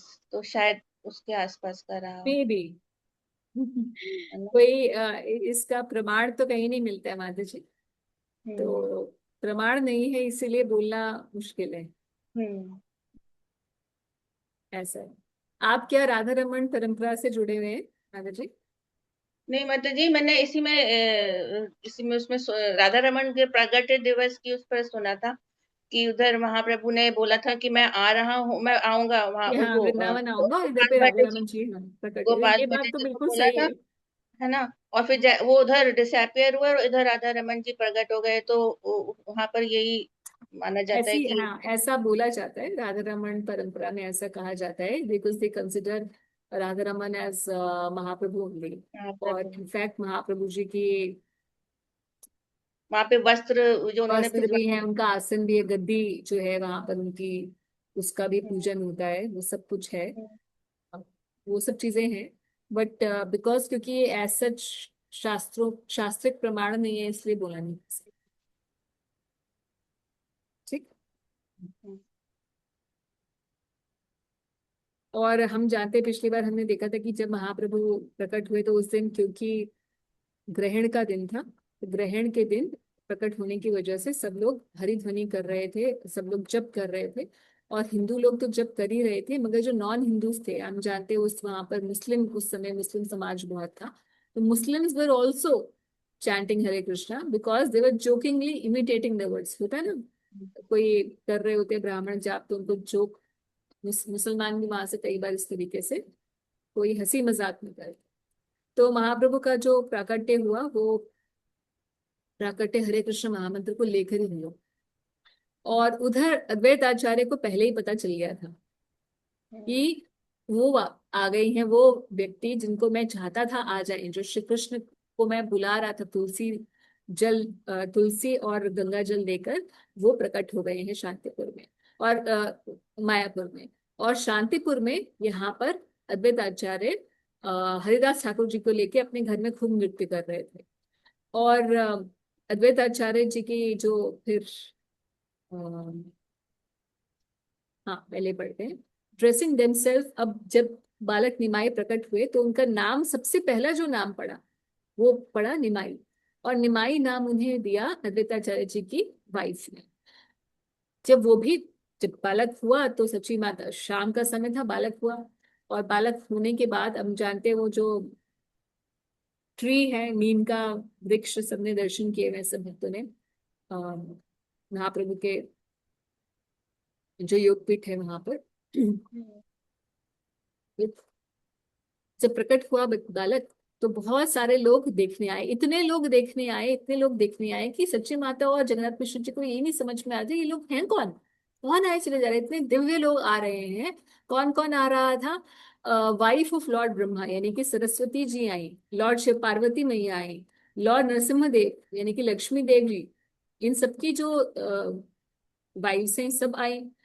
Shachi, Indra की वाइफ, और वशिष्ठ ऋषि की वाइफ, ये सब, और साथ साथ रंभा, अप्सराएं आने लगी, अलग अलग भेष बना के, ब्राह्मणों की स्त्रियों का भेष बनाकर बहुत सारे लोग आने लगे। और समझ में ही नहीं आ रहा सची माता और जगन्नाथ मिश्र को कि कहाँ से इतनी भीड़ आ गई हमारे घर में इस बच्चे को देखने के लिए. No one could understand who was coming and who was going, who was dancing, who was singing, nor could they understand anyone's language. Yet all unhappiness and lamentation were immediately dissipated, and people became all jubilant. Thus, Jagannath Mishra was also overwhelmed with joy. और फिर जगन्नाथ मिश्र ने बिल्कुल वैसे ही दान इत्यादि दिया जैसे कि नंद बाबा ने दान दिया था, या वसुदेव जी का आता है कि उन्होंने दान दिया श्री कृष्ण के होने पर. अब अद्वैत आचार्य जी की जो भार्या है सीता देवी वो आई, और she bought different kind of golden ornaments including armless necklace, anklets and bangles for their hands. तो बच्चे के लिए बहुत सारी गिफ्ट लेके आई, और साथ ही साथ सची माता के लिए भी साड़ी और बहुत सारे अलग अलग चीजें, गोल्ड सिल्वर के कॉइन्स, बहुत कुछ लेके आई. इससे पता चलता है कि Advaita Acharya was very well to do at that time, क्योंकि और थे ही, क्योंकि इतना उनका रिस्पेक्ट किया जाता था. ही वॉज लाइक एन आचार्य. तो although he was a Brahmin, but he was getting a lot of donations from all his disciples. तो सची माता के लिए सब कुछ लेकर आई. और कैसे आई थी? शी वॉज राइडिंग इन अ पैलेंक्विन. तो सीता ठाकुरानी आई, और इसका मतलब अद्वैताचार्य जी का बहुत prominent, he was a prominent figure in that place. माता जब जी ये टाइगर नेल्स क्या होते हैं? Tiger nails in set of gold? वो टाइगर नेल नहीं होता, जैसे मोगली नहीं पहनता. गले हाँ में माता जी, क्या होता है? टाइगर गले नेल में बच्चे को वो रचती है. Basically to ward off from the evil things. Okay okay, नजर से बचाने के हाँ, लिए. जैसे ओके. हम लोग वो नजरिया नहीं पहनाते हैं बच्चों हाँ को, काले हाँ हाँ हाँ, नजरिए. ओके माता तो जी, ये okay. Tiger nails like that. माता जी जो कृष्ण बलराम को पहनाते हैं वो भी टाइगर नेल्स होते हाँ, टाइगर नेल्स की फॉर्म में ही पहनाते हैं. वैसे टाइगर नेल तो नहीं होता होगा actually, I don't think so तो कि माता आज. जी टाइगर नेल्स क्या नेल्स पे लगाए जाते हैं उनके बच्चों के? नहीं नहीं, गले नेल्स में में नहीं वो है, गले लॉकेट में की एज अ अच्छा लॉकेट गले पहना में. जाता है, लॉकेट की ओके जैसे. ओके. जैसे मोगली ने शेर खान का नेल पहना हुआ है ना. हम्म. तो मुझे तो वही याद आता है हमेशा एक इमेज, क्योंकि आजकल तो इनफैक्ट इवन नरसिंह देव को भी आई थिंक मायापुर में पहनाते हैं ना. उनके उनके दर्शन में भी मैंने कई बार देखा है. यस माता जी, मैंने भी देखा है. है? तो वैसे रहता है. बहुत तो ऑफन पहनते हैं इधर. हाँ जी. कृष्ण बलराम को तो बहुत ऑफनली पहनाते हैं वो. ऑफन, हाँ, वेरी ऑफन दे आर. क्योंकि भागवत में जैसा डिस्क्रिप्शन आता है कि उन्होंने ये पहना हुआ है, तो उसी तरीके से सज्जा करते हैं कृष्ण अच्छा बलराम. माता जी, जो ऐसे शेप होती है, ऐसे वो लॉकेट होता है ऐसे? हाँ, मतलब नेल की लंबा नेल आप. हाँ वो ऐसे. हाँ दोनों अपोजिट या टू डायरेक्शंस में टू होता टू है. On opposite okay. Directions, right, अच्छा दैट वे. अच्छा माता जी, यस यस. ओके. ठीक है. तो बच्चों के साथ कार्टून दे देखिए, हम भी कार्टून वाले हैं. मुझे वही याद आता है हमेशा मोगली का. तो एनीवेज, तो सीता ठाकुरानी आई, और उन्होंने जब देखा बालक को, then she appreciated that except for a difference in color, the child was directly Krishna of Gokul himself. तो उनको कैसा दिखा? जैसे श्री कृष्ण, बाल कृष्ण के जैसे ही दिखे, सिर्फ कलर डिफरेंट. तो है भी बात यही. On seeing the transcendental bodily effulgence of the child, each of his nicely constructed limbs full of auspicious signs and resembling a form of gold, Sita Thakurani was very pleased, and because of her maternal affection, she felt as if her heart was melting. She blessed the newborn child by placing fresh grass and paddy on his head and saying, "May you be blessed with a long duration." But being afraid of ghosts and witches, she gave the name निमाई. तो निमाई पड़ा ही इसलिए था कि नजर ना लगे. जैसे हम बच्चों को कई बार होता है ना, कोई गोरा बच्चा होता है, उसको नजर ना लगे तो उसको नाम दे देते कालू, हम्म. है ना. तो बिल्कुल वैसे ही है यहाँ पर कि हाय इतना प्यारा बच्चा है, किसी भूत प्रेत या ऐसे कोई संकट ना आ जाए इसके ऊपर, तो नाम दे दे निमाई. क्योंकि नीम का जो वृक्ष होता है उस पर कहा जाता है, क्योंकि एक ऑस्पिशियस वृक्ष होता है नीम का, इसलिए वहां पर ये बुरी चीजें आती नहीं है. नॉर्मली हम देखते हैं वृक्षों पे आ जाती है ना, रात को बोलते हैं कि पेड़ के पास मत जाओ, है ना, भूत भूत होते हैं. तो मगर नीम के, और नीम के ही पेड़ के नीचे पैदा भी हुए थे. है ना। हमने देखा हुआ है नीम का पेड़, वो सबने देखा हुआ है, दर्शन किए हुए हैं ना उस नीम के पेड़ के। सारिका तू मायापुर नहीं गई है? यार अभी तक कमाल नहीं है। गई माता जी, अभी तक तो नहीं गई हूँ। माता जी आप ले चलिए प्लीज, ट्रिप बना मेरे लीजिए। से नहीं, I am the wrong person, I never take anywhere anyone anywhere. तो एनीवेज, मगर सब बहुत इजी है जाना, कुछ ऐसा है नहीं। You just take a flight from here Delhi and go to Calcutta airport, take a taxi, वहां के बाहर टैक्सी होती है, किसी भी टैक्सी से बोल दो मुझे मायापुर जाना है immediately, and I will tell you the cost, कितने में टैक्सी हो जाती है। आपको सीधा ले जाएगा वहां पर, और कुछ भी आपको हैंड होल्डिंग नहीं चाहिए। वहां जाके आपको दर्शन कैसे करने हैं, तो अगर आपको लग रही है हमें वहां पे दर्शन कौन कराएगा, तो वहां पे बहुत सारे टूर गाइड्स हैं, स्पॉन्सर्ड बाय द टेम्पल अच्छा। इटसेल्फ। बहुत सारे ब्रह्मचारियों का काम ही यही है, मतलब काम ये है, मतलब टेम्पल ही उनको वो करता है कि इतने सारे लोग आते हैं उनको सब जगह दर्शन कराने के लिए। जैसे हमें वृंदावन में तो ढूंढना पड़ता है किसी को, मगर मायापुर टेम्पल के अंदर ऑल दीज फैसिलिटीज आते हैं। कोई भी दर्शनार्थी आया है, उसे दर्शन कराने के लिए एक ब्रह्मचारी को सेवा दे दी जाती है, और ऐसे दो चार गाड़ियां, मतलब क्योंकि वहां बहुत लोग आते हैं दर्शन करने के। तो तो माता जी हम ऐसे गाइड वहां से ले सकते हैं, इजीली yeah. अवेलेबल हो Then simply जाएंगे? go and simply go to the Chakra building and tell them that there's this reception or wherever you are. And then you simply say that I want to visit all these places. और रोज वहां से गाड़ियां जाती है। माता जी तो वो ये इंडिविजुअल्स को तो नहीं, वो कोई ग्रुप होता होगा तब वो ऐसे नहीं नहीं प्रोवाइड नहीं नहीं, करते इंडिविजुअल रोज ही वहां पे बहुत सारे होते हैं लोग, क्योंकि Mayapur is the centre of ISKCON. Throughout the world, every day some or the other person is coming. माता जी विजिटर रिसेप्शन करके है, वहाँ पे हैं। रजिस्ट्रेशन कराना पड़ता है, फिर वो लोग आपको टाइमिंग दे देते हैं। और जनरली वो सुबह आपको लेके जाते हैं, प्रसाद भी हम्म। वहीं पर आपको, सब कुछ आपका अरेंजमेंट होता है। प्रसाद प्रसाद सब कुछ आपको वहां जाके लेके जाएंगे, वहां प्रसाद खिलाएंगे, वापस लेके आएंगे, फिर प्रसाद खिलाएंगे। आप खा खा के एकदम डबल 2-4 किलो वेट बढ़ा के आएंगे मायापुर से, क्योंकि मायापुर में इतना प्रसाद होता है और हर जगह प्रसाद होता है। सो मतलब कोई भी प्रॉब्लम नहीं है। एक बार वृंदावन में हो सकता है कि आपको घूमना पड़े, ढूंढना पड़े कहाँ रहे कहाँ खाए और कौन हमें दर्शन कराएगा, मगर मायापुर में ऐसा कुछ नहीं। So just go. अदरवाइज जब गौरमंडल परिक्रमा होती है उसमें चले जाइए, परिक्रमा में सारी जगह के दर्शन होंगे, आपका स्टे भी होगा, खाना पीना सब कुछ, और हजारों लोगों के साथ आप होंगे, अच्छी कथा कीर्तन सब कुछ relish करते हुए बढ़िया से आप माता करिए। जी जो फैब में होती है, जो फरवरी में होती है। फेब्रुअरी में होती है, अब अगर बोलेंगे जो उस समय तो हमारे बच्चों के एग्जाम होते हैं, तो अक्टूबर में भी होती है, अच्छा। कार्तिक में भी होती है और फरवरी में भी होती है। कार्तिक में चले जाइए 7 दिन की छुट्टी लेकर घर से। फरवरी में वेदर मगर ज्यादा फेवरेबल होता होगा वहाँ। अक्टूबर में भी वेदर बहुत अच्छा होता है, अच्छा। कार्तिक में भी अच्छा वेदर है। और सारी इंफॉर्मेशन मायापुर.com पर है। Go ahead please go. माता जी आप कितना टाइम रहे, 6 महीने, साल? नहीं, मैं पहले एक बार तो 4 महीने रही, फिर 4 महीने तो कॉन्टिन्यूस रही थी, और फिर अदरवाइज वैसे जब जब भी गई तो मैं टुकड़े में। हेवन वाली फीलिंग आ रही थी है, ना, हेवन वाली फीलिंग थी वहां पे। हेवन वाली नहीं, स्पिरिचुअल वाली फीलिंग थी कि स्पिरिचुअल वर्ल्ड में ही रह रही हूँ। हाँ, स्पिरिचुअल हेवन।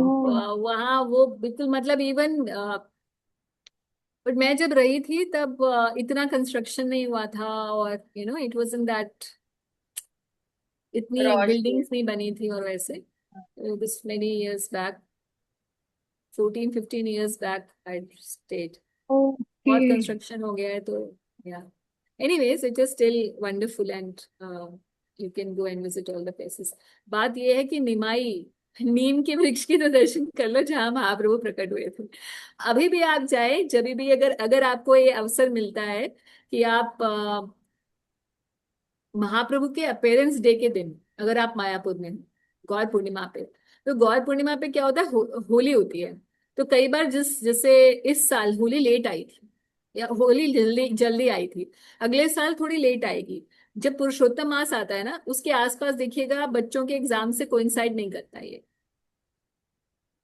नॉर्मली जो होते हैं बच्चों के एग्जाम हो जाते हैं और बाद में तब तक परिक्रमा तो हो जाती है, मगर महाप्रभु का जो जन्मोत्सव है वो बाद में आता है। तो if you happen to go there on that day, जब गौर पूर्णिमा है उस दिन, तो ऐसा कहा जाता है कि कोई गौर पूर्णिमा के दिन मायापुर में अगर हो और वो उपवास रखता है और उस दिन गंगा स्नान करके वो महाप्रभु और के दर्शन करने के लिए जाता है उनके घर, जिसको योग पीठ कहते हैं, महाप्रभु का जो सची आंगन है, और वहां महाप्रभु के दर्शन करते हैं, तो he will definitely get Krishna Prem. In fact चलो। आगे अभी किसी न किसी इस या नेक्स्ट चैप्टर के अंदर, नहीं, आज मैं पढ़ रही थी चैतन्य भागवत, चैतन्य भागवत में वृंदावन दास ठाकुर जी कहते हैं कि कोई in general irrespective of this thing days वाला, अगर कोई महाप्रभु के जन्म उत्सव पे फास्टिंग करता है प्लस नित्यानंद प्रभु के भी जन्म उत्सव पे फास्टिंग करता है, ये दो पर्सनालिटीज के जन्म उत्सव पे फास्टिंग करता है प्रॉपरली जैसे बताया गया है, तो he will definitely be blessed with Krishna prem, ऐसा वृंदावनदास ठाकुर जी बताते हैं। तो प्रैक्टिकली मतलब बहुत सारी सेल डेज हैं हमारे लिए, you know, where we can actually get, for which we don't have the currency to buy, हमारे पास करेंसी नहीं है, मगर सेल डे पे क्या होता है, जल कम में मिल जाता है ना, तो बस ये है हमारे लिए सेल डेज है। सो ऐसे बालक निमाय प्रकट हो, तो सबसे पहला जो नाम है वो सीता ठाकुरानी जी ने दिया, जो अद्वैताचार्य जी की भार्या हैं, और नाम पड़ा निमाई। और उसके बाद जगन्नाथ मिश्र जी ने बहुत चैरिटी दी, भगवान श्री हरि बहुत प्रसन्न थे, तो जितना उनके पास था उसके हिसाब से उन्होंने बहुत चैरिटी दी, और साथ ही साथ चैरिटी मन में भी दी, जैसे वसुदेव जी और नंद महाराज ने जी ने दी थी मन में, मन से ही चैरिटी दे देना, तो मानसिक भी किया उन्होंने। नीलांबर चक्रवर्ती जी ने फिर जगन्नाथ मिश्र जी को बताया कि किस प्रकार से आपके बेटे के जो दिव्य शरीर है प्रभु का, उसके अंदर कितने सारे सिम्टम्स है, इतने ऑस्पिशियस साइंस है, साथ ही साथ उसके जो बर्थ चार्ट है उसमें भी इस प्रकार से लिखा हुआ है कि आगे जाके ये बच्चा तीनों लोगों का उद्धार करेगा। और चैतन्य चैतामृत, सॉरी, कविराज गोस्वामी जी कह रहे हैं, in this way Lord Chaitanya Mahaprabhu out of his causeless mercy made his advent in the house of Sachi Devi. Lord Chaitanya is very merciful to anyone who hears this narration of his birth, and thus such a person attains the lotus feet of the Lord. तो जो ये महाप्रभु के प्राकट्य की लीला सुनता है उसे भगवान श्री महाप्रभु के चरण की प्राप्ति होती है। तो भागवत के अंदर भी हम देखेंगे और यहाँ चैतन्य चरितामृत के अंदर भी हम देखेंगे कि कई कई जगह पर कई कई लीलाओं में ऐसा बेनेडिक्शन देते हैं वहां पर सुखदेव गोस्वामी की, जो भी ये लीला सुनेगा उसका ये हो जाएगा, जो भी ये लीला सुनेगा उसका ये होगा। वैसे भागवत से बहुत सारी चीजें भागवत में, सिमिलरली यहाँ चैतन्य चरितामृत में भी हम देखेंगे बहुत सारे ब्लेसिंग्स कविराज गोस्वामी देते हैं। जैसे ये महाप्रभु के प्राकट्य की लीला जो सुनेगा उसे श्री चैतन्य महाप्रभु के चरणों की प्राप्ति है ना, इट्स वेरी ब्यूटीफुल ब्लेसिंग। तो यहीं पर ही ये आदि लीला का ये जो आगे बोलते हैं कि भाई किसी ने ह्यूमन बर्थ लिया और उसके बाद मनुष्य जन्म लेने के बाद भी अगर वो महाप्रभु के इस मिशन को ज्वाइन नहीं किया उसने और कलयुग के अंदर, तो फिर उसका जन्म लेना सार्थक नहीं हुआ। ऐसे व्यक्ति को तो पहले ही बहुत पहले मर जाना चाहिए था। और कहते हैं कि कैसे महाप्रभु के चरण और नित्यानंद प्रभु, अद्वैताचार्य, स्वरूप दामोदर, रूप गोस्वामी और रघुनाथ दास गोस्वामी के जो चरण, जिनके उनके हृदय के धन है, उनको अपने शीश पर लेते हुए कविराज गोस्वामी कहते हैं कि मैंने ये अध्याय संपूर्ण किया महाप्रभु के प्राकट्य का। तो ऋषिदास कविराज गोस्वामी कभी भी जब भी चैप्टर शुरू करते हैं तो पहले महाप्रभु और पंचतत्व को प्रणाम करते हैं, और जब भी चैप्टर एंड होता है तो रूप और रघुनाथ दास गोस्वामी, ये दो को बहुत ज्यादा इनका नाम उल्लेख जरूर आता है। तो हमें समझना है चैतन्य चरितामृत के माध्यम से भी कि है तो षड गोस्वामियों में छहों गोस्वामी प्रधान है, मगर फिर भी हमारे लिए जो सबसे ज्यादा जिनके पद चिन्हों पर चलने के लिए बार बार चैतन्य चरितामृत बता रही है, वो श्री रूप गोस्वामी और रघुनाथ दास गोस्वामी। ठीक। और अभी वैसे तो 8:20 हुए हैं, थोड़ा सा टाइम है, हम चैप्टर 14 भी स्टार्ट कर सकते हैं, नेक्स्ट चैप्टर, या अगर किसी के कोई क्वेश्चन है तो हम ले सकते हैं। हरे कृष्ण माता जी, क्वेश्चन था आपने ना अभी पीछे जब हम वो बुक्स के बारे में डिस्कस कर रहे थे कि हमें ये बुक्स नहीं पढ़नी चाहिए, तो आप बता रहे थे कि अगर किसी के मन में ये भाव आता है दैट हमारी उम्र छोटी है और हम कैसे ग्रो करें, तो आपने बोला कि भजन बढ़ाना छोटी चाहिए। नहीं, अगर वो बोल रहे हैं मेरी उम्र तो बहुत हो चुकी है, अब मेरे हाँ पास तो समय है नहीं, अब मैं सोचूंगी हाँ। 15-20 साल के बाद मैं थोड़ा सा बेटर हूंगा तो फिर मैं ये पढ़ूंगा, तो अब तब तो तक आंखें अभी से ही खराब हो रही है माता जी, आंखें आगे कब खराब पढ़। हो गई हैं, तो क्या करें। इसलिए मैंने कहा कि फिर उसके लायक हमें जल्दी बनने की हाँ, कोशिश करनी तो वो आपने बोला भजन बढ़ाओ, शॉर्टकट इज भजन बढ़ाओ, माता चाहिए। जी what exactly is this?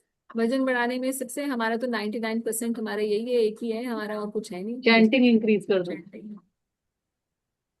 The more we chant, the more our heart will be purified. माता जी without taste, without intentions, if we chant then only it work, नहीं होगा। Even without taste, even without intention, it will work.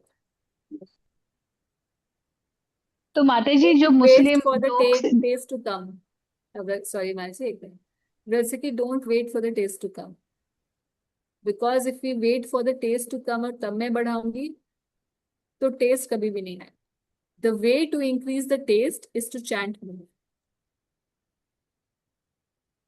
और उसका wait करेंगे तो वो कभी भी नहीं. तो ऑल्दो ऑल्दो सम डिवोटीज से कि आजकल ऐसे कुछ स्पीकर्स हैं वो बोलते हैं कि सिंपली चैंटिंग इंक्रीज कर देने से आपकी उन्नति नहीं होगी, आपको क्योंकि आप अंदर डूब तो रहे नहीं हो, यू आर नॉट एक्चुअली अपने मन लगा के तो कर नहीं रहे हो, तो आपकी कैसे प्रगति होगी, ऐसे कुछ भक्त हैं जो बोलते हैं. मगर अगर आप भक्ति विनोद ठाकुर जी की पढ़ेंगे, भक्ति सुदामा जो, मतलब बहुत जगह पे ऐसा मेंशन है कि quality and quantity both are important, but initially हमारा क्वालिटी पे कंट्रोल नहीं होता. इनिशियल साधक का क्वालिटी पे कंट्रोल नहीं है, क्योंकि जब तक हम एक लेवल तक नहीं पहुंचे हैं तब तक हम क्वालिटी हमारी कैसे ही अच्छी हो सकती है. हम ज्यादा से तो ये कर सकते हैं कि हम लोग सुबह जल्दी उठ के करने की कोशिश करेंगे, राइट. सुबह ही जल्दी ज्यादा से ज्यादा नाम जप करने की कोशिश करेंगे सुबह, या एटलीस्ट हम ये करेंगे कि हम किसी उस समय बात ना करें, हम फोन ना देखें, हम एक्सटर्नल जो भी हमारी चीजें उनको हम सीधे बैठ के करेंगे. और what will it do, external चीजें ही तो करेंगे ना कंट्रोल, क्योंकि हमारा इंटरनल का भी कंट्रोल ही नहीं है. तो इनिशियली आप क्वालिटी को कैप्चर नहीं कर सकते, ओनली, या कहें कि to only a small extent we can focus on quality, जितना हमारे बस में. Even if we do everything right, even if we are getting early in the morning, even if we are chanting all our rounds in the morning, even if we are trying to think about Krishna in some or the other way, है ना, कि हम भगवान की कोई लीला या कोई धाम या कोई भी उसका चिंतन करते हुए प्रयास कर रहे हैं, मगर वो प्रयास करने में भी हम देखते हैं कि हर एक क्षण में, मतलब 5-10 मिनट तो हमें पता ही नहीं चलता कि कहाँ चले गए, उसके बाद फिर एकदम से याद आता है अरे नहीं मुझे तो फोकस करना था भगवान के ऊपर, फिर हमें वापस से लेकर आना पड़ता है. तो प्रैक्टिकली जब तक हम एक लेवल पे नहीं आते हमारी क्वालिटी नहीं, although we have to try fully, 100% try करना है, मगर हमारी क्वालिटी नहीं हो सकती, मगर हम क्वांटिटी कर सकते हैं ज्यादा, इसमें कोई वो नहीं है, ये हमारे हाथ में है. और क्वांटिटी ज्यादा करने पर नेचुरली इवेंचुअली क्वालिटी ज्यादा होने लग जाती है. मगर क्वांटिटी ज्यादा करने का मतलब ये नहीं है कि अब इतनी फास्ट करें कि अब मुझे क्वालिटी पे बिल्कुल ही मैंने कॉम्प्रोमाइज कर दिया. With all the principles in my hand, जो जो भी मेरे हाथ में है क्वालिटी को बढ़ाने के लिए, वो सब कुछ करते हुए क्वांटिटी बढ़ाने, मतलब जितनी क्वालिटी मेरे हाथ में है, वो तो मैं करूंगी ही करूंगी, उस पर कॉम्प्रोमाइज नहीं. कुछ भक्त फिर क्या करते हैं इंक्रीज चैंटिंग करने के लिए कि हाँ जी मैं तो 4 घंटे में 64 माला कर लूँ, then we are missing the words. आप पूरा हरे कृष्ण महामंत्र ढंग से नहीं बोल रहे या ढंग से सुन वो नहीं भी रहे, तो अपराध हो जाता है ना हरि हाँ, नाम फिर के वहां पे प्रति। आप वो भी आपकी प्रोग्रेस नहीं हो पाएगी। तो मतलब ऐसा नहीं होना चाहिए कि okay Lala, I will chant 64 rounds from today, but I will squeeze it in such a short period of time कि फिर बाकी चीज कॉम्प्रोमाइज हो जाए ऐसे। प्रैक्टिकली कर सकते जितने, हाँ, जैसे 16 के 18 कर लो, 20 कर लो, 24 कर लो, ऐसे। that depends on person to person हाँ, तो and his situations and his not even situation, actually it's more a ज्यादा खेल जो है ना मन का है, क्योंकि बहुत टाइम तो हमारा कम से कम भी घंटा 2 घंटे तो हम और निकाल ही सकते हैं, इतना तो होता ही है, आधा घंटा 1 घंटा तो व्यक्ति निकाल सकता है, जितना फोन में इधर उधर जाते जाने वाने में, ड्राइविंग में, बहुत सारे समय ऐसे हैं जो हम basically useless, even talking uselessly on phone, इसको फोन लगा दिया, उसको फोन लगा दिया, जस्ट सोशलाइजिंग में बहुत सारा ऐसा टाइम है जो इन सब चीजों में जाता है, उस टाइम को हम अगर इधर डाल दें, दैट कैन बी डन, मतलब this is very practical, but without doing it and then we think that ऐसे नहीं हो सकता, मतलब बिना एक्स्ट्रा काम के, ये जो 16 है वो मिनिमम है, ये हमेशा ध्यान रखना चाहिए कि 16 माला मिनिमम है। और ऐसे ही इंटेंशन प्रभुपाद जी की थी, प्रभुपाद जी ने जब भी, अगर हम प्रभुपाद लीलामृत पढ़ेंगे उसमें डेफिनेटली प्रभुपाद जी ने ये लिखा हुआ है कि मेरे गुरु महाराज ने बोला था 64 माला किए बिना जो व्यक्ति 64 माला नहीं करता वो फॉलन है। मगर जब मैंने देखा कि बाहर के विदेश के लोग जो हैं ये इतना ध्यान नहीं लगा सकते हैं, तो मैंने 64 को 16 किया है, मगर इससे नीचे नहीं, ये बोला ना प्रभुपाद जी ने। तो इसका सिंपल कहने का क्या मतलब है, अगर कोई मुझे ये बोले नॉर्मल पैलेंस में, अगर ये कोई मुझे ये बोलता है तो इसका मतलब क्या मैं समझू, कि उसकी इच्छा तो 64 की है मगर वो मेरी औकात देख के 16 बोल रहा है, यही तो कंक्लूजन हुआ ना। तो इसके बिना होगा नहीं, और 64 भी एक्चुअल में that's not the goal, goal is that we should always chant the whole, उठते बैठते चलते रहना चाहिए, ये महाप्रभु का स्टैंडर्ड है। प्रभुपाद जी ने स्टैंडर्ड 16 दिया मिनिमम, मिनिमम। भक्ति सिद्धांत ठाकुर जी ने मिनिमम स्टैंडर्ड दिया 64, और महाप्रभु ने मिनिमम स्टैंडर्ड क्या दिया, all the time. All the माता जी, ऑल द टाइम में महामंत्र ही होना चाहिए या आप कृष्ण कृष्ण भी भाई साइड कर? माता जी, वैसे हमें महामंत्र ही करना चाहिए कॉन्सेप्चुअली, तो आप जो बोल रहे हैं कृष्ण बोले, राधा रानी का नाम लें, श्री कृष्ण का लें, महाप्रभु का लें, गौरांग गौरांग भी बोल सकते, कुछ भी बोल सकते, कोई भी नाम बोल सकते हैं, मगर हरे कृष्ण महामंत्र इसलिए मैं मतलब मैं प्रेफर करूंगी, या मैं इस मामले में, क्योंकि ये हमारे सबकॉन्शियस माइंड में चला जाएगा, जब हमारा हर समय कोई चीज होती है तो सबकॉन्शियस माइंड में चला जाता है, फिर उस समय भी जब हम ऐसी स्थितियों में होते हैं कई बार जब हम नहीं जप सकते, या हम किसी संकट के समय में होंगे, तो अब हमारे माइंड को ढूंढना पड़ेगा क्या बोलना है, अब मुझे नरसिंह भगवान को याद करना है, या मुझे राधा रानी को याद करना है, या मुझे नित्यानंद को याद करना है, किसको करना है। But if I have train my mind to always से हरे कृष्ण महामंत्र at every situation, then it becomes automatic. An automatic response will be that my mind will start reciting Hare Krishna Naam, even if मैं मुंह से ना बोल पाऊं, तब भी, है ना। ये सारी भक्ति प्रभु जी।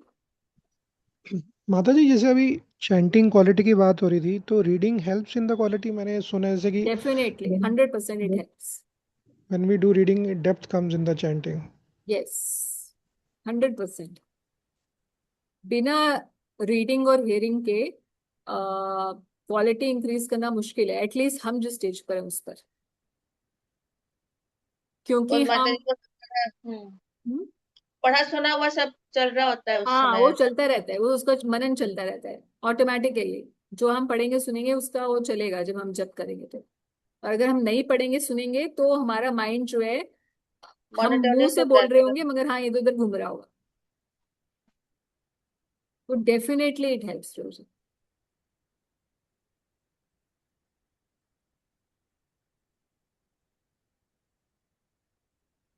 और कोई प्रश्न, या हम लोग आज के लिए रिपीट करें? माता जी, मॉर्निंग में हम पहले चैंटिंग से पहले और ये जो हम श्लोकास रेसाइट करते हैं उसके बीच में हम कुछ ना कुछ रीड किया करते थे बड़े हाँ टाइम माता जी, से। बीच में हमने वो किया था, that was for chanting only, just to read something for japa. मगर एक तो हमने 2 बुक्स वो कंप्लीट कर ली जो हम रीड कर रहे थे। और सुबह प्रैक्टिकली माता जी इतना ना समय नहीं हो पाता, उसमें वो जो रीडिंग होती है ना, थोड़ी सी छोटा सा एक वो दो माता जी छोटे हो नहीं पेज। पाता है प्रैक्टिकली। मैंने मतलब ये जो 2 बुक्स हमने की ना, हम्म अब हम कोई बुक करेंगे तो पहली बात तो उसमें कॉन्टिन्यूटी नहीं रह पाती, 2-2 लाइनें पढ़ के ऐसे कॉन्टिन्यूशन हो नहीं पाती है। तो उस बुक को मुझे लगता है लोग बहुत अच्छे से, जैसे हमने ये पीछे बुक ली थी हम्म शुद्ध नाम भजन वाले, हम्म। क्योंकि हम उसको छोटे छोटे पैराग्राफ्स पढ़ते थे, तो हम, मुझे लगता है कि अगर मैं पूछूं आपसे कि आपने उस बुक में से क्या सीखा। लेकिन माता जी सुबह एक बड़ा अच्छा सा ना वो टेम्पो टेम्पो नहीं, what we are learning, chanting conclusion ये से होना पहले। चाहिए, हाँ माता जी चैंटिंग। कंक्लूजन सेल्फ होना स्टडी चाहिए। खुद कर सकते हैं, हाँ, सेल्फ स्टडी कर सकते हैं जिसका इंटरेस्ट दैट्स है। व्हाट आई एम सेइंग कि रादर देन कि हम उसमें उस तरीके से 2-2 लाइनें 4-4 लाइनें पढ़ें जिसकी कंटिन्यूटी नहीं रह पाती है प्रैक्टिकली, और हम उसमें से कुछ गेन नहीं कर पा रहे होते। और मुझे लगता है वो जो टॉपिक था वो डेफिनेटली हायर था। विदाउट एक्सप्लेनेशन वो टॉपिक्स को समझ पाना भी मुश्किल था। उसमें पूरा था, पहले नाम अपराध के बारे में बताया गया, फिर नामाभास, नामाभास से क्या मिलता है, नामाभास के सिम्टम्स क्या होते हैं, फिर शुद्ध नाम पे आए महाराज जी। मगर ये एक कॉन्वर्सेशन के फॉर्म में था, इसलिए उसको कॉम्प्रहेंड करना मुश्किल था, क्योंकि महाराज के वो कोई वो लेक्चर्स का ट्रांसक्रिप्शन था एक्चुअली। तो उसकी कॉम्प्रहेंशन इतनी मुश्किल हो रखी थी, तो इसीलिए मुझे लगता है कि rather than that early morning time should be spend more focus on chanting, क्योंकि वो समय, अगर हमने टैप इन कर लिया, ब्रह्म मुहूर्त का समय होता है, उस समय अगर हम नाम जप करेंगे that will really help us progress.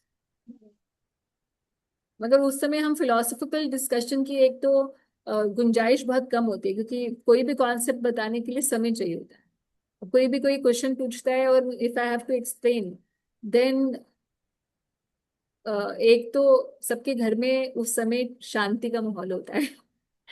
तो सबके ऐसा नहीं होता कि सब वो उसको ज्यादा समय तक अगर आवाज आती है तो घर के आसपास वाले भी सब लोग डिस्टर्ब होते हैं। तो इसीलिए I want to keep it short, but yet we want to read something, ताकि at least it's a big good beginning of the day. By reciting few shlokas हमारा माइंड अपने आप ही एक रिदम में आ जाए, एक स्पिरिचुअल रिदम में आ जाए। हम 7-8 श्लोक पढ़ते हैं एंड वही अपने आप में काफी भारी होते हैं अगर हम उस पर कंटेम्पलेट करें तो। इवन अगर कोई उस पे भी कंटेम्पलेट करके जब करता है ना उन 7-8 श्लोकों पे, एक हफ्ता तो हमारे श्लोक चलते ही हैं। तो एवरीडे 1 श्लोक को भी अगर पकड़ के हम उस पे कंटेम्पलेट करें, इवन वाइल चैंटिंग, तो हम उन श्लोकों को ही समझ जाएंगे। And this could also be a subject matter of contemplation. जैसे हम लोग अभी पहला ही हम श्लोक पढ़ रहे हैं कुंती महारानी की जो प्रार्थना है, उसमें कि वो कैसे बता रही है कि आप वसुदेव वसुदेव जी के घर में ऐसे प्रकट हुए जैसे मलय मलय हिल्स पे चंदन प्रकट होता है। तो इसका क्या अर्थ है? Now I am chanting and I'm thinking, oh, how is Krishna so transcendental and he's appearing in somebody's home?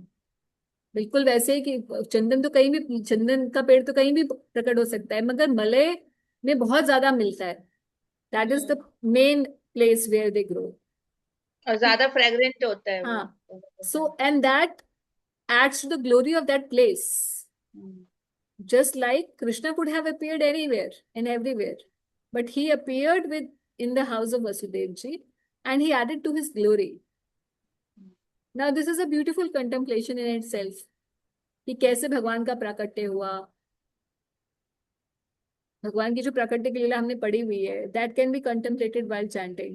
All this can be done simply, है ना। मतलब आप देख रहे हो एक से एक जैसे हम बात करते हैं तो एक से एक बात निकलती है, ऐसे ही थॉट्स में भी है। एक से एक हमारे उस श्लोक को हम पढ़ेंगे तो हमारे कंटेम्पलेशन इस तरह इसी this is how we deepen. और जब हम कंटेम्पलेट कर लेंगे ना तो उसके बाद फिर हमसे कभी भी लोग बोलते हैं ना कि ये श्लोक कैसे याद रहता है, कि कहाँ पे क्या लिखा हुआ है, वो क्योंकि कंटेम्पलेट नहीं किया होता इसलिए याद नहीं रहता। एक दिन भी कंटेम्पलेट कर लेंगे ना आप, तो उसके बाद जीवन भर आपको याद रहेगा कि कुंती महारानी की शिक्षाओं में एक ऐसा श्लोक आता है जिसमें ऐसा लिखा हुआ। भले आपको नंबर नहीं याद होगा श्लोक का और श्लोक का वर्ड्स नहीं याद होंगे, मगर आपको उसका कंटेंट याद रहेगा। So we have a lot that we do actually in the morning, but it should not be just a recitation of some Sanskrit. मतलब what I feel is that we somewhere मतलब this is a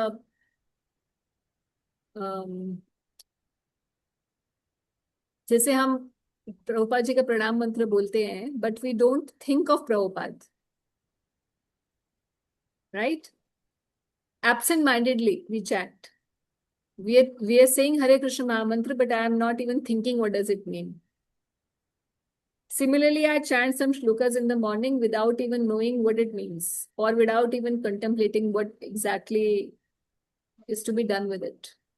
So rather than reading more and adding more things, what is required is कि जो हम करें उसको ध्यान से करें, उसका ही मनन करते रहे, वन बाय वन Yes. एक एक श्लोक करके। जो भी करें। It's not just about shlokas हाँ। in the mantra. That's one example. हम्म। जब हम प्रभुपाद जी को दिन में प्रणाम करते हैं, कई बार प्रणाम करते हैं, जैसे सुबह हम जप करने से पहले प्रणाम करते हैं प्रभुपाद जी को, पूजा करते हैं ऑल्टर में सुबह शाम तो प्रणाम करते हैं, तो 3-4 प्रणाम तो हो ही जाते हैं प्रभुपाद जी को या गुरु महाराज को। होते हैं कि नहीं होते, नॉर्मली हो जाते हैं। मगर वो होता क्या है, you know this is it's like we don't even actually, हम बोलते हैं मगर हम प्रणाम अपने मन में कर ही नहीं रहे होते। हमें कुछ अलग नहीं करना है, हमें उसी चीज को अच्छे से करना है बस। And that's where the progress actually starts. कि जब हम प्रणाम करें तो एक्चुअल में हम एनविजन करें कि प्रभुपाद जी बैठे अपने, हम अपने मन में सोचें प्रभुपाद जी हैं, मैं एक्चुअल में उनके चरणों में अपना माथा रख के प्रणाम कर रही हूँ। And then what I feel about Prabhupada will be 1,000 times different from what I do normally. और वैसे मानसिक सेवा भी चली जाती है। हाँ बिल्कुल, इसी से ही तो हम अपना मन एंगेज कर रहे हैं, मानसिक सेवा ही तो है,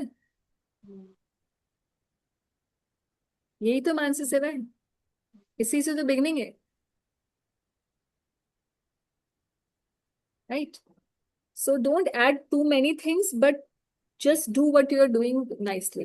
कुछ और सीख कर हम भगवान को नहीं पाने वाले, जो हमें पता है उसी को ही अच्छे से करके हम भगवान को पाने वाले।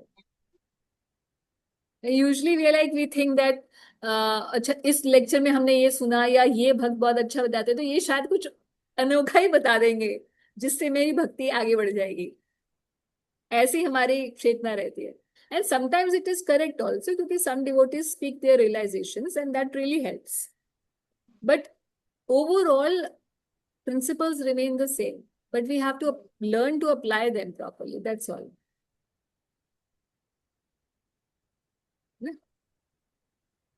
चलिए आज के लिए हम लोग यही समाप्त करते हैं। माता जी आप 2 मिनट्स के लिए क्लास में रहेंगे? बस मुझे आपसे बात करनी है। ओके श्योर, ठीक है, बाकी सब लोग लीव कर लीजिएगा। ठीक है माता जी, थैंक यू माता जी, हरे कृष्णा, प्रणाम। प्रभुपाद की जय। वंशा कल्पतरु। धन्यवाद जी, हरे कृष्ण। हरे कृष्ण माँ जी। Thank you. हरे कृष्ण। दंडों से प्रणाम माता जी, सभी को नमस्कार। हरे कृष्णा माता जी। हरे कृष्ण। मैं रिकॉर्डिंग स्टॉप कर माता रही जी हूँ, मेरी रिकॉर्डिंग चल रही है। धन्यवाद प्रणाम माता जी, हरे कृष्ण।